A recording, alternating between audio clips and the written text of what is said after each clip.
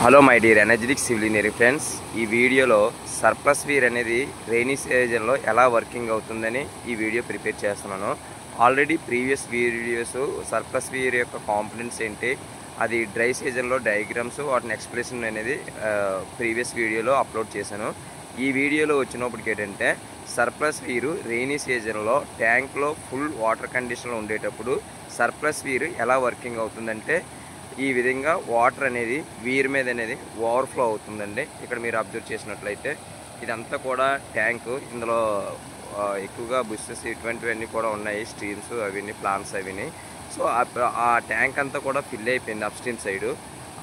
ఆ సైడ్ ఉన్న ఎంబాంక్మెంట్స్ అనేది ఏంటంటే ఎరోడ్ అవ్వకుండా ఉండడానికి ఏం చేస్తారంటే ఒక కార్నర్లో మనకి సర్ప్లస్ వీర్ స్ట్రక్చర్ అనేది అంటే కన్స్ట్రక్షన్ చేస్తాం.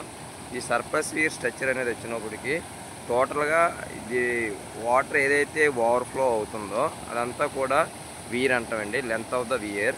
సో నెక్స్ట్ వన్ వచ్చినప్పటికి లెఫ్ట్ సైడ్ రైట్ సైడ్ కూడా వీర్కి సపోర్టింగ్గా మనం ఏం చేస్తామంటే అబాట్మెంట్ కన్స్ట్రక్షన్ చేస్తాం, అలాగే వింగ్ వాల్ కూడా కన్స్ట్రక్షన్ చేస్తాం, రిటర్న్ వాల్స్ కూడా కన్స్ట్రక్షన్ చేస్తాం.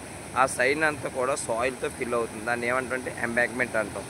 ఇక్కడ మీకు ప్రాబ్లంలో ఎప్పుడైనా సర్ప్లస్ వీర్ అనేది ఐడిడి నుంచి ఏదైనా క్వశ్చన్ వచ్చేటప్పుడు మీకు డేటా అనేది hydraulic particulars up stream side అనేది ఇస్తారు. నెక్స్ట్ వన్ వచ్చినప్పటికి డౌన్ స్ట్రీమ్ సైడ్ కూడా ఇస్తారండి.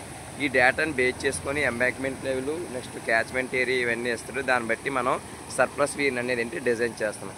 సో ఇదేంటంటే ప్రాక్టికల్గా మీరు ఈ వీడియోని అనేది చూసినట్లయితే మీరు ఈజీగా డయాగ్రామ్ అనేది వచ్చినప్పటికీ of planet bottom, of planet top అనేది ఈజీగా డ్రా చేస్తారు. నెక్స్ట్ వన్ వచ్చినప్పటికి ఏంటంటే లాంగిట్యూడినల్ ఎలివేషన్ కానీ cross section along the sections అనేది అంటే మనకి ఈజీగా అర్థం అవడానికి ఈ వీడియో ప్రిపేర్ చేశానండి. ఈ విధంగా సర్ప్లస్ వీర్ అనేది అంటే ఓవరాల్గా ఈ స్ట్రక్చర్ అనేది ఉంటుందండి. సో ఇక్కడ డౌన్ స్ట్రీమ్ సైడ్ నుంచి వచ్చిన వాటర్ చూసారండి, ఇక్కడ స్టెప్డ్గా వాటర్ అనేది అంటే ఓవర్ఫ్లో అవుతుంది. అంటే ఇక్కడ వీర్ నుంచి వాటర్ ఓవర్ఫ్లో అవి 3 స్టేజెస్ స్టెప్స్లో అనేది ఫామ్ అవుతుంది. కింద కూడా మీరు క్లియర్గా అబ్జర్వ్ చేసినట్లయితే స్టెప్ బై స్టెప్ దీనికి అటాచ్డ్గా ఏంటంటే కమ్యూనికేషన్ లైన్ ఉందండి.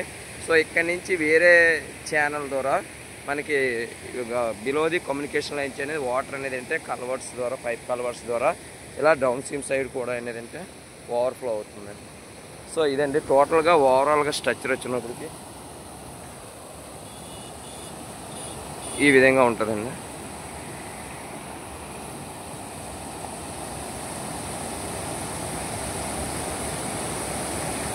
ఓవరాల్గా స్ట్రక్చర్ వచ్చినప్పటికి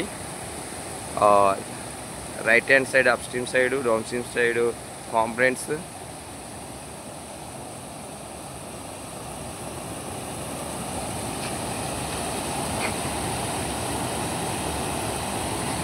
థ్యాంక్ యూ టు ఎవ్రీవన్.